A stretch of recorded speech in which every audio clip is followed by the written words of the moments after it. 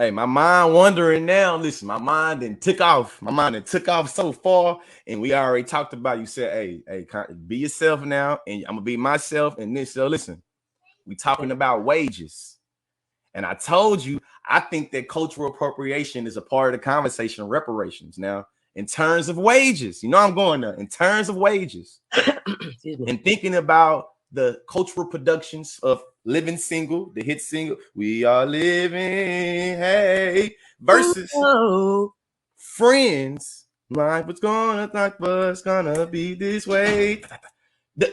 Is it a fair statement to say that the main beneficiaries of Friends owe reparations to some people that had to do with living single?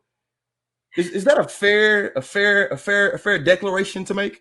It depends on who you're asking. If you're asking people, that made that show, they'd be like, no, we did that on our own. And perhaps that's how they'll always see it. But there is something to say that there is a program that existed that had the same format and recipe in it, that was on the same network, and that then a different program with a different name was created and on the same network, got the real sort of oomph.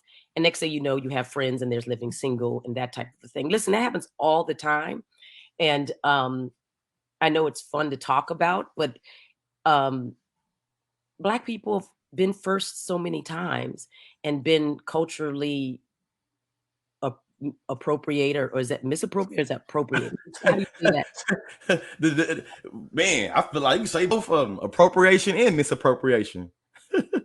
Okay, so look at jazz, look at rock and roll, look at all these things that we've created, and who got rich off of it, who got the best sort of shake off of it. Image, IP, lost, generational wealth, stolen, and redesigned and reconfigured. I mean, playing banjos come from Africa. Africa's a banjo. All these things that we brought in, food, everything, and get no credit for it.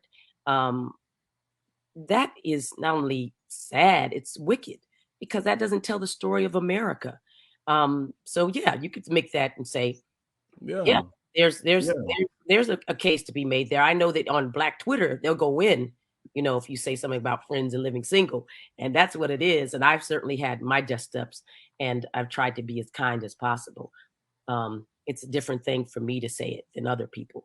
But all I know is that it happens all the time, and we're not outside of, that. Yeah, and this part right here, I don't even have a question for this one. I got more of a statement, and you can reply how you know what I'm saying. But for the people that's watching this, I think that Erica hit on something very, very, very important. A lot of us become captive, I feel like, to what's been happening along right now, and we believe that the way in which Black people have our dances, or have our music, or have our cultural words get stolen from us on the internet, we believe that the way we getting used and abused on the internet is unique to being on the internet. I think that what Erica is pointing out right here, that whether we're talking about 90s sitcom show or we're talking about the Chuck Berry and rock and roll, we can recognize there's something unique about what Black people create and how the rest of the world kind of believes they can do with it as they please. Which brings us back to this conversation of reparations. It brings us back to the conversation of reparations. How do you feel when people say in order for us to get reparations that we first have to do a financial literacy class, or that we have to have these different prerequisites in order for us to get the reparations? I know people think differently, so I'm just curious how you feel. I think that's absurd. Because it's sort of saying you are children and wards of the state, and if you get this money, you're going to have to be watched. You can't make your own decisions. Let me tell you something. If you believe that something is owed to a person and you give it back to them, or you make a way for them to have a path to it, then you're not there to design what they do with it afterwards. If they want to blow it on anything they want, cars, whatever, rims, education, anything, it's none of their business as far as I'm concerned. Now, that's a personal opinion. I do think that if we have a way and a path to some kind of monetary reparation in that space, then it would be right for us as a community to get ready and prepare ourselves to make good decisions, so we don't just give it right back into the system that has oppressed us, and we create a way to support entrepreneurs and those types of things. But I don't think anybody outside of our community should be able to tell us what to do with it. Yeah, I agree with you. How we can't manage it, the funds or the programs ourselves. Oh yeah, oh yeah. And when you was talking about like indigenous sovereignty, it made me think about the what was it called, the Osage murders, where pretty much during the land run, or during the Trail of Tears, American government sent a lot of the 5 civilized tribes to parts of Oklahoma that they felt was like worthless. It had no value. Well, in the 1920s, they discovered that this land was sitting on one of the greatest oil deposits here in the country, and it made the Osage Nation one of the richest counties in the country. It's called the Osage Murders because over, let's say, 8 years, a whole tribe got wiped out and made it where individuals of a European descent became the people that owned the deeds to the land and the deeds to the oil. And what it made me think of is that during that time, the United States federal government tried to help the Native American people, specifically the Osage Nation, by saying they had to have guardians. And what we've seen is that the United States federal government was almost able to facilitate the financial exploitation of Native American children, because it's what they were like. Literally, it's like, hey, you Native kids, y'all don't have the financial aptitude to be able to handle y'all money, so I'm gonna put a poor white person. Right, y'all are too simple-minded to understand what's going on. So what we're looking at and you're talking about is just, it's Jim Crow, it's white supremacy, it's terrorism, it's another way to lynch, kill, and murder people that are in the way of what a system that's based on white superiority does. It's also about capitalism. It's a capitalist system. I mean, white people did not want African Americans freed or not to own anything, so they're not going to stop after that, and they're certainly not going to stop terrorizing the indigenous people if they find something that they want. And they did a damn good job preventing any advancement or implementation of a bill, a law, policy, anything to help them, including instituting Jim Crow laws, white supremacy, terrorism, lynching, outright stealing is what you're talking about, but mostly destroying any advancement of those people, and that includes our people, for decades. And so that's why you see the Great Migration. That's from the South to the North. That took place, trying to get out from underneath that immoral white boot and that targeted destruction that you're talking about, the oppression toward enslaved people. And yet you can't outrun it.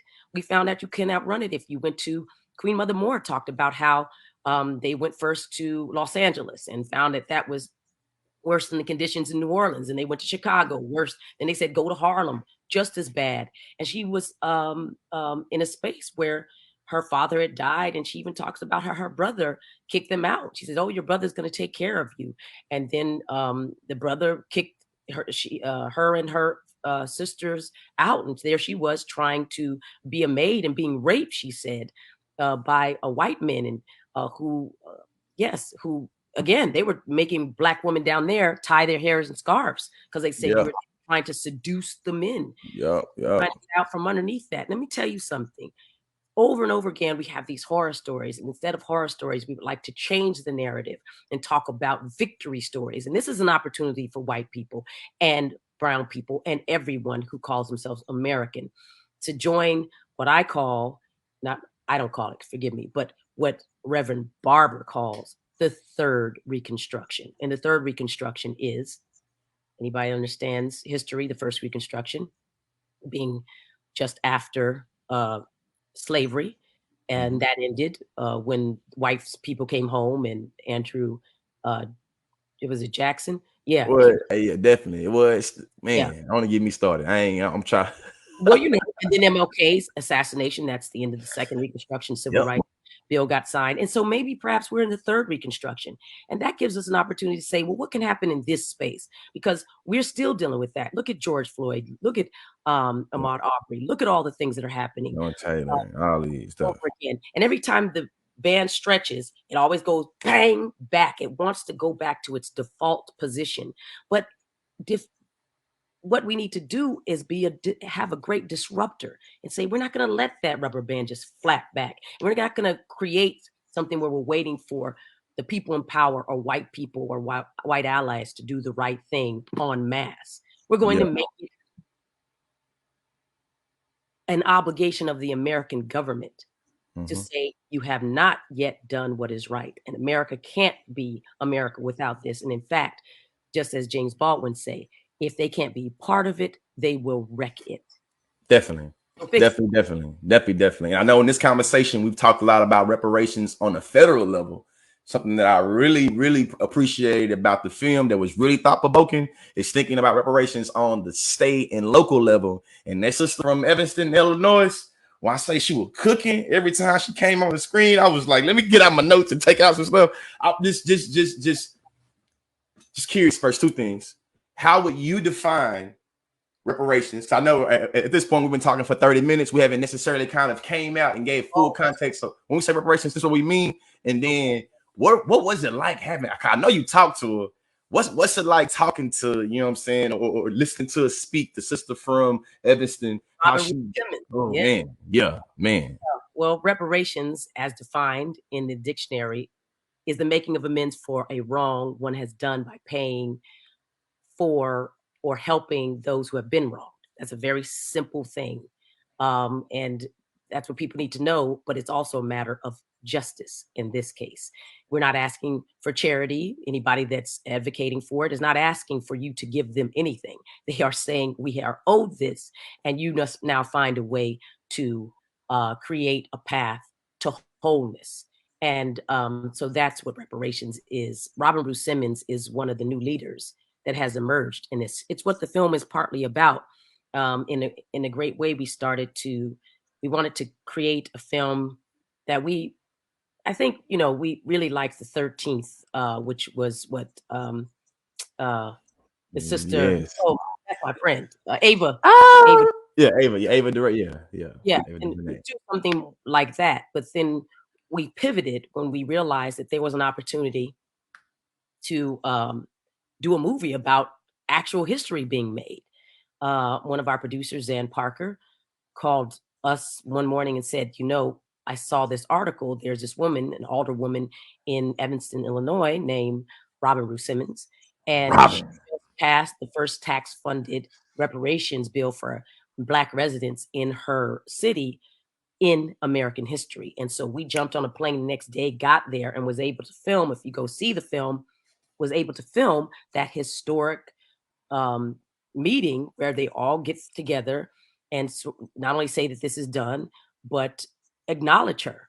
And that's where we start the film. And everybody can go see it again on the app, PBS, so you can see what I'm talking about. And we made a film about history. And we followed this woman who was about #solutions only. She said, listen, we talk about the problems all the time, but what about the solutions? And she thought to herself, reparations. And then she was mentored by not only people who had been in the fight for these types of things in Cobra and I don't know, there's many, grassroots organizations, but also people who had been inner city council. It was a mostly white city council that passed it, just so people know. And that's what the movie is about. And the reason why I brought up Robin in Evanston and Illinois uniquely, because I usually filter everything that I feel like I see through my Southern experience. And what became so evident to me is that a lot of our country is really lost in the sauce of regionalism when it comes to thinking about anti-Black violence, especially historically speaking. You feel me? Illinois is not below the Mason-Dixon line. Illinois is not seen as a state, you feel me, that is historically a slave state. But we still can acknowledge that historically speaking, the way in which that city and in many instances the way that state has been brought up is still on the backs of slave labor. So just kind of what were some things that you were able to uncover and thinking about specifically reparations in Illinois and how it relates to like the North versus the South conversation. Because I know that California also doing something about reparations as well. Sure, and they all do. So a lot of people think they're divorced from having a reparations conversation because they'll say, oh, there weren't no slaves here. That's not true. There were slaves all around. And we're talking about the spoils of war. What happened is that if slavery is fueling America's economy, then your cities were built off of that too. And that doesn't nullify whether it's in the North or the South where you were, whether there's a commitment or should be a commitment to pay reparations. But here's what we all experience now. And it's important that this is why this is called the United States of America and not the United States of Illinois. 2020 is a great clarifier because of COVID-19, because of George Floyd, as I mentioned before, Ahmaud Arbery, because of the insurrection, because of poverty, the Fight for 15, which I mentioned, which is about wages.